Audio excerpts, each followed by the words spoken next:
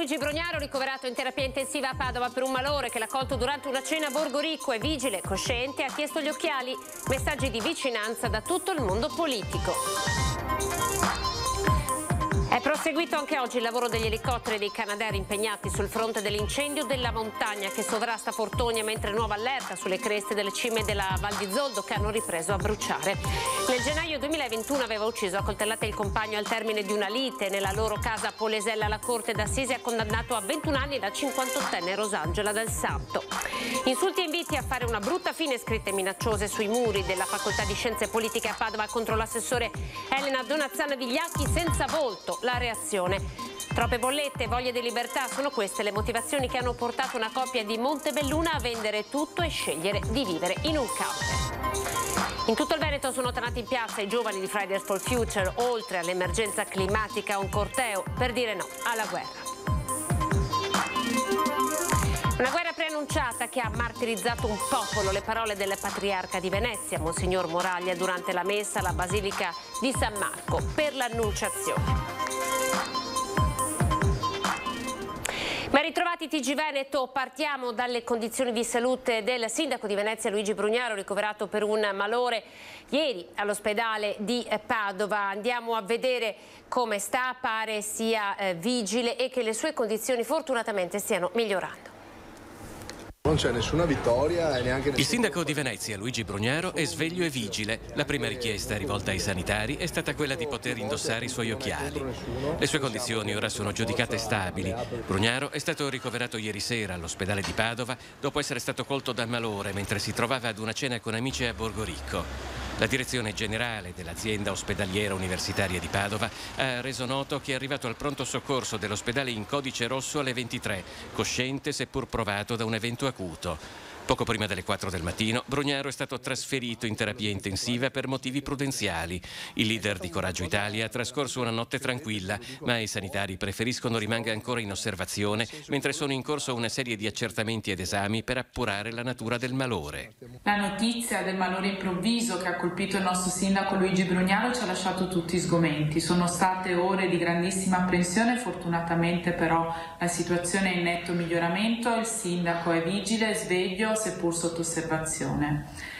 Forza Luigi, tutta la tua squadra e tutta la città ha bisogno di te e della tua energia.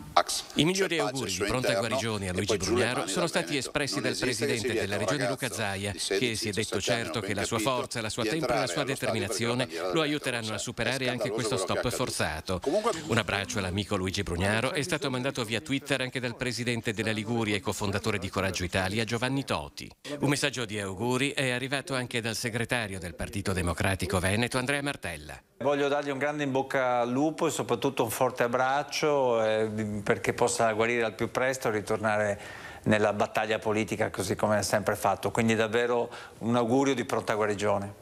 Auguri di pronta guarigione sono arrivati anche dal gruppo consiliare del Partito Democratico Veneto e dalla segreteria comunale del gruppo consiliare del PD veneziano e dai gruppi del Movimento 5 Stelle.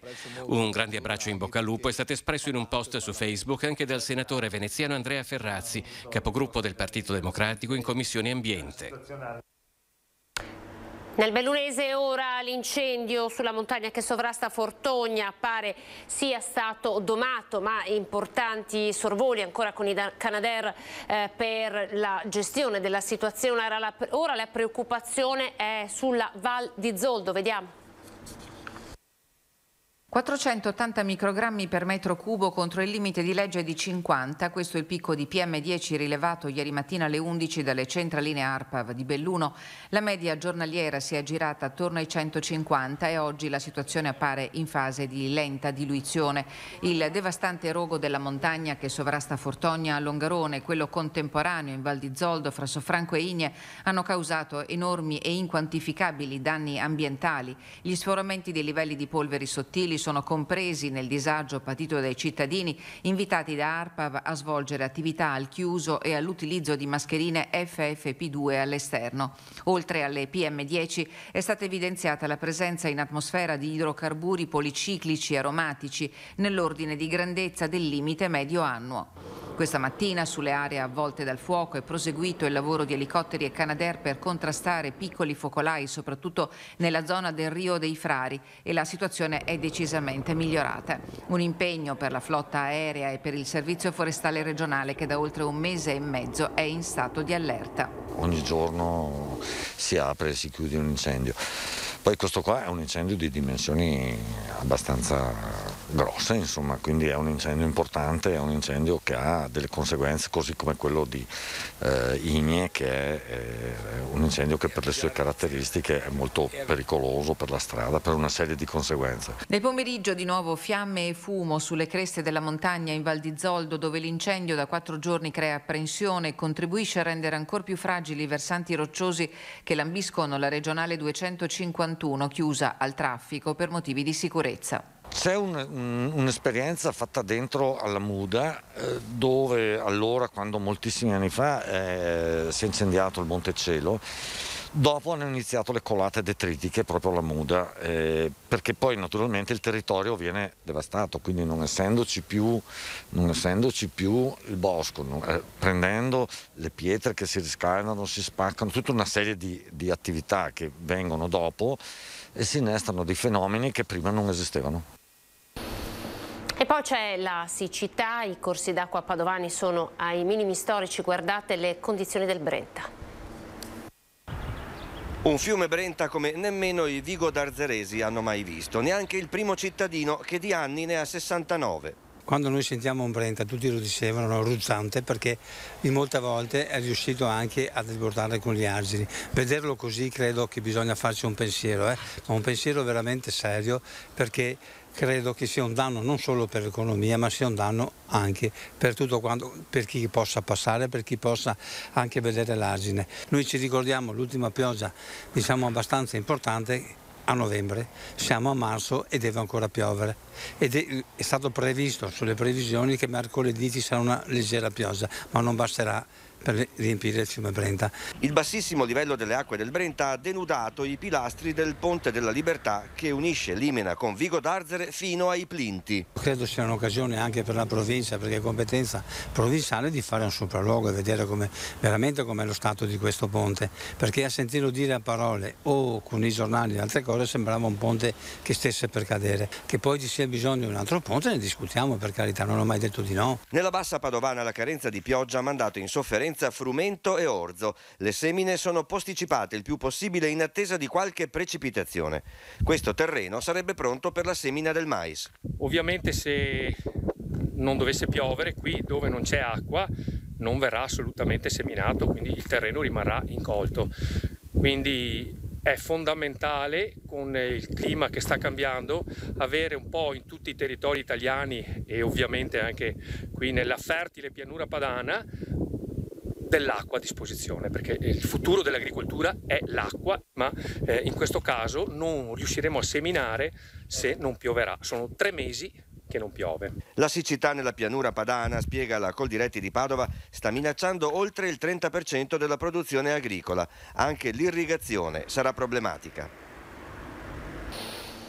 Siamo nel Rodigino, ora Rosangela Del Santo, 58 anni, è stata condannata per omicidio, 21 anni dalla Corte d'Assise di Rovigo nel processo per l'omicidio a coltellate del compagno Costantino Biscotto, 55 anni, è avvenuto il 26 gennaio del 2021 al culmine di una lite. Il corpo dell'uomo, un rappresentante di prodotti alimentari originario di Varese, era stato ritrovato la sera dai carabinieri nell'appartamento dove i due convivevano al secondo piano di una casa a Polesella. La donna, dopo il delitto, cercò di togliersi la vita in garage inalando il fumo del tubo di scappamento dell'automobile accesa. La passione per le belle auto e la casa popolare, nonostante l'auto di lusso. Ecco che cosa sappiamo del 25enne rom che con la sua auto ha travolto la scorsa notte Mara e Miriam, 2 donne che stavano tornando dal bingo lungo il Terraglio a Preganziolo.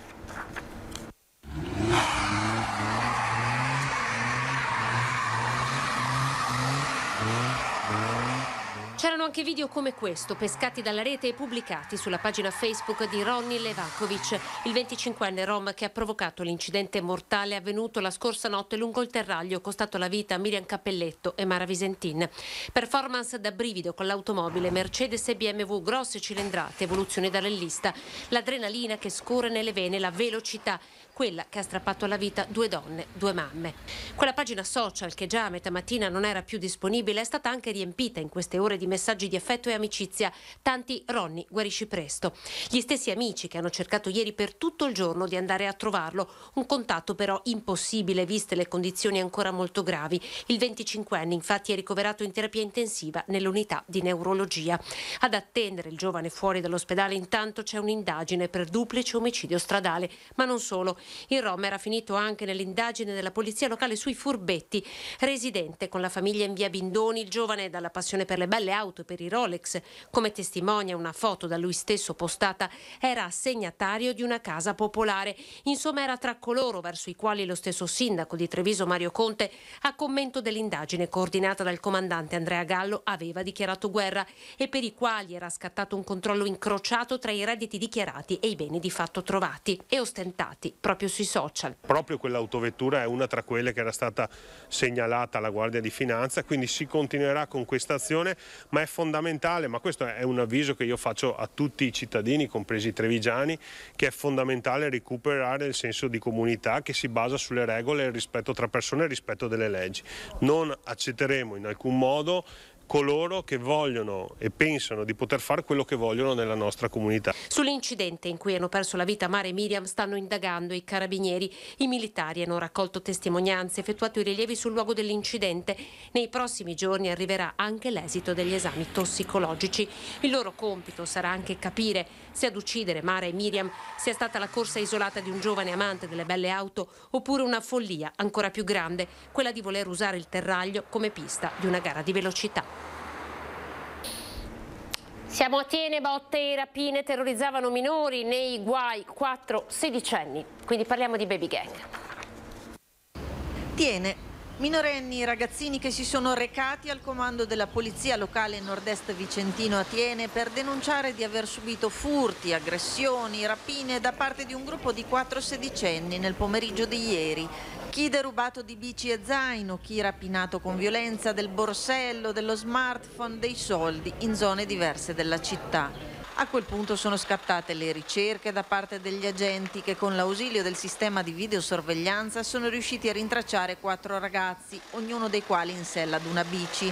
Nonostante i tentativi di fuga sono stati tutti bloccati nel corso della giornata, 2 mentre tentavano di prendere il treno per tornare a casa. Si tratta di sedicenni di Vicenza, i presunti responsabili ora nei guai, che dalle ricostruzioni fornite dalla polizia locale sarebbero arrivati a Tiene in treno, asportando le biciclette da rastrelliere in varie zone della città per poi rapinare i minori.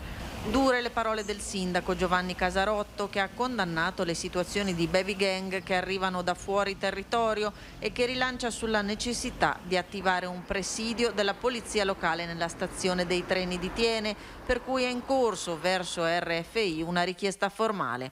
Intanto si cercano i proprietari delle 5 biciclette in foto. Scritte minacciose nei confronti dell'assessore regionale Elena Donazzan, nei suoi confronti per lei tutta la solidarietà del mondo politico. La scritta sui muri vicino alla facoltà di scienze politiche lungo via del Santo a Padova. Le minacce all'assessore regionale alla scuola Elena Donazzan, a cui una mano ignota augura di fare una brutta fine.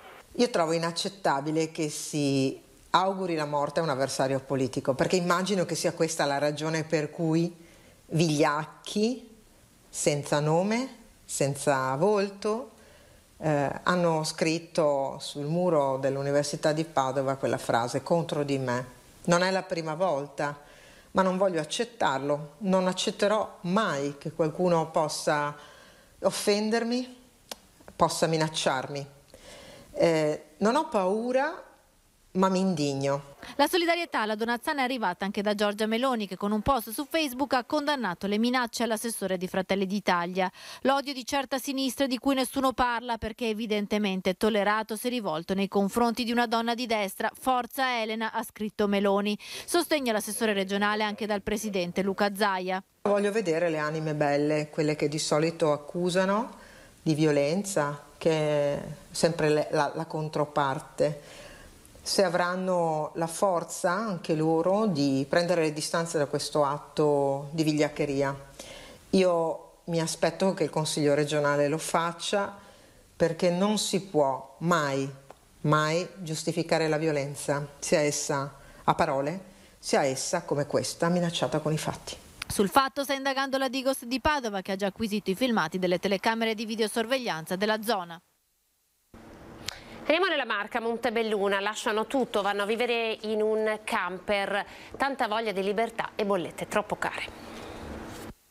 Perché anche questi bisogna tali, perché se mi fa corrente. Ultimi controlli al camper per Mario e Gabriella, la coppia che ha deciso di andare a vivere stabilmente in camper. 63 anni lui, 61 lei, pensionati, dopo molti anni di esperienza prima in barcavela e poi di vacanze vagabonde, hanno preso la decisione di vendere la loro abitazione di Montebelluna per questo camper. Vivere in camper costa molto meno, ma non solo costa molto meno, ti dà molto di più. Perché ad esempio in casa noi abbiamo comprato una bella casa, abbiamo fatto un bel mutuo lungo 30 anni, abbiamo pagato, però alla fine non ci ha dato quello che cercavamo. Noi cercavamo di essere liberi, abbiamo lavorato tanti anni, alla fine era diventato un peso. Una scelta per certi versi radicale, fatta di questo mezzo, di 2 biciclette elettriche, ma soprattutto del cane Teo che sente questo camper, come si vede, veramente casa sua. È felice. Come si fa a vivere in camper, lavatrici, far da mangiare? Si impara a far da mangiare con pasti semplici e cibo molto semplice, perché lo spazio è quello che è in frigorifero, tantissima verdura la si trova ovunque. Per lavare, allora le lenzuola e i giubbotti li laviamo a lavasecco, mentre il resto si fa a mano, in fin dei conti non ci sono bambini. Certo, un punto d'appoggio rimane la casa del fratello di Mario, ma serve per le manutenzioni del camper. Per il resto, per questa coppia, è di fatto una scelta verso la felicità. Metti l'antifurto, e metti il lucchetto sulla porta, e metti qua. Ascolta, ma questo qua, a 63 metri, ma questo è proprio quello che vogliamo? Cioè vogliamo finire i nostri giorni in queste condizioni? No, vogliamo essere liberi, vendiamo tutto, ci compriamo un bel camper, partiamo. Ma non ha la nostalgia di una casa? No, perché questa è casa mia, cioè non so se riesco a spiegare le cose, è una questione mentale, questa è casa, perciò ho nostalgia di questa casa quando sono costretta magari per fare i controlli eccetera a dover uscire, perché questa è casa mia, ovunque. Pochi secondi di pubblicità, tra poco.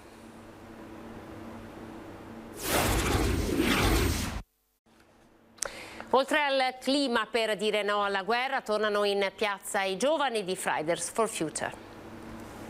Stanno per partire i ragazzi del Fridays for Future, è l'8º sciopero per il clima, un corteo si snoderà lungo le vie cittadine.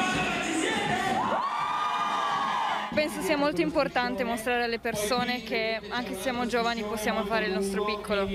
La cosa che bisognerebbe fare su grande scala è smettere di bruciare idrocarburi. Cioè, la crisi climatica c'è e non è uno scherzo. È ormai da 30 anni che i governi attuano decisioni pur di non attuare veramente una transizione ecologica. Quello che diamo è chiedere alla politica la responsabilità di attuare veramente una transizione ecologica. Siamo in piazza oggi per protestare in modo da ottenere qualche risultato per questa emergenza climatica. Oltre agli studenti anche i lavoratori di Amazon in piazza oggi. Anche i lavoratori di Amazon, esattamente, Amazon XL per la precisione, con sede in Corso Stati Uniti a Padova. E lottiamo per i nostri diritti, per i lavoratori. Noi che siamo corrieri appunto siamo costretti a portare carichi eccessivi senza l'ausilio di carrelli elettrici. Li vedete, i ragazzi stanno manifestando dietro un grande striscione, tra loro anche Sebastiano Michelotti, uno degli esponenti di punta di questo movimento ambientalista, ecologista Friday for Future. Con questa crisi energetica le azioni sarebbero quelle di andare con gli investimenti dalla parte giusta, iniziare a investire nelle rinnovabili, iniziare a decarbonizzare la nostra economia. Quindi per ogni paese, per ogni continente poi sono azioni diverse, ma in sostanza devono riuscire a eliminare più rapidamente possibile il livello di emissioni di CO2 che il nostro sistema, la nostra società emette per produrre e consumare. A Venezia, città dell'incontro, il grido per la pace in Ucraina. Queste le parole pronunciate oggi dal patriarca Monsignor Francesco Moraglia nel giorno dell'Annunciazione a San Marco. Invochiamo che si fermino al più presto i massacri in corso nella terra ucraina. Questo è il messaggio di pace lanciato dal Patriarca di Venezia, Monsignor Francesco Moraglia, alla messa per l'Annunciazione nella Basilica di San Marco, Dies Natalis, della città lagunare. Da Venezia, città dell'incontro, dell'ascolto, dei cammini condivisi, città dei legami tra Oriente e Occidente, il grido d'allarme è una preghiera di pace in sintonia con i numerosi e accorati appelli di Papa Francesco.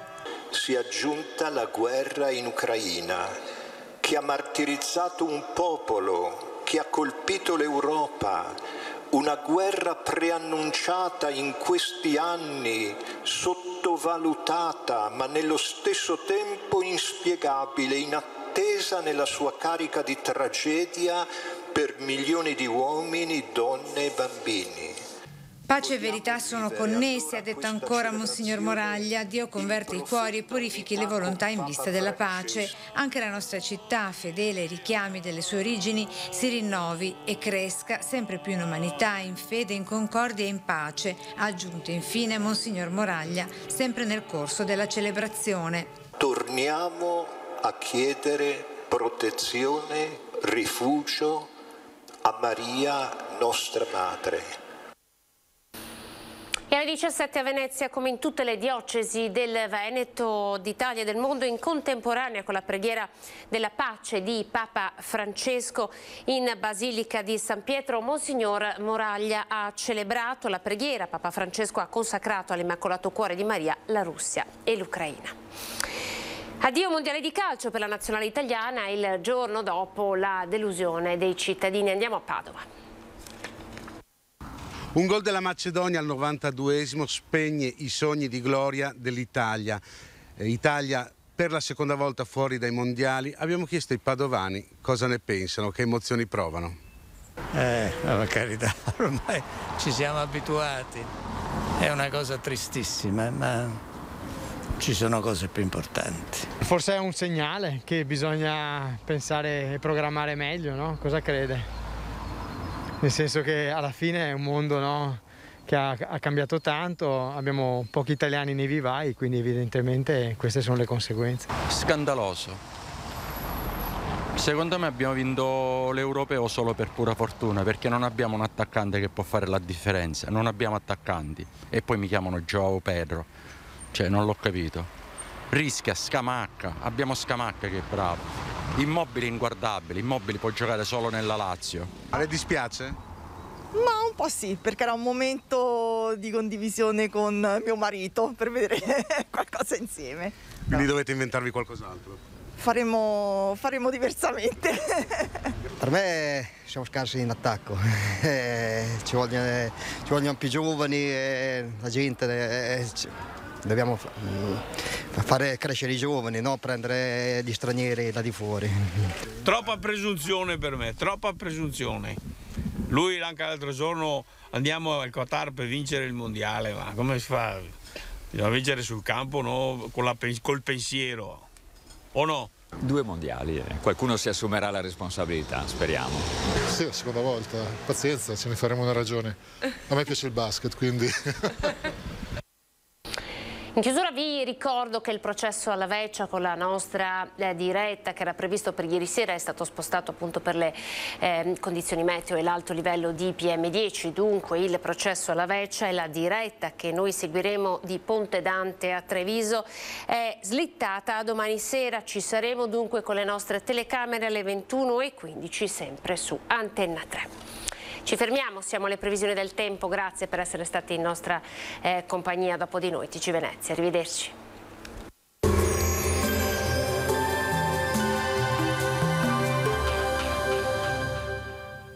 Da 150 anni Nardo Giovanni Terrazzi alla Veneziana, i pavimenti più belli del mondo.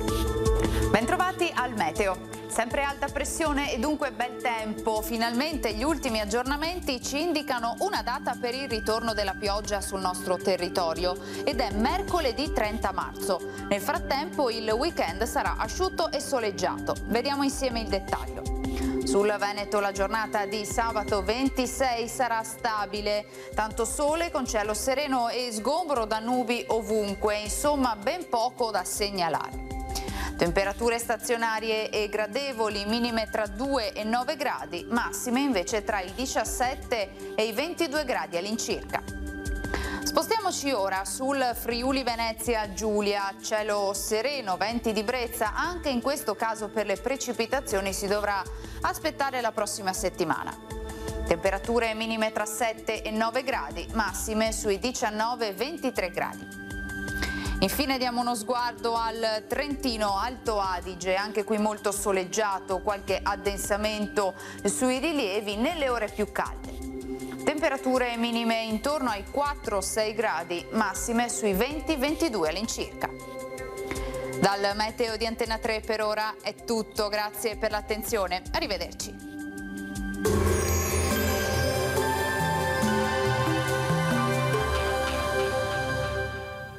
Da 150 anni Nardo Giovanni Terrazzi alla Veneziana, i pavimenti più belli del mondo.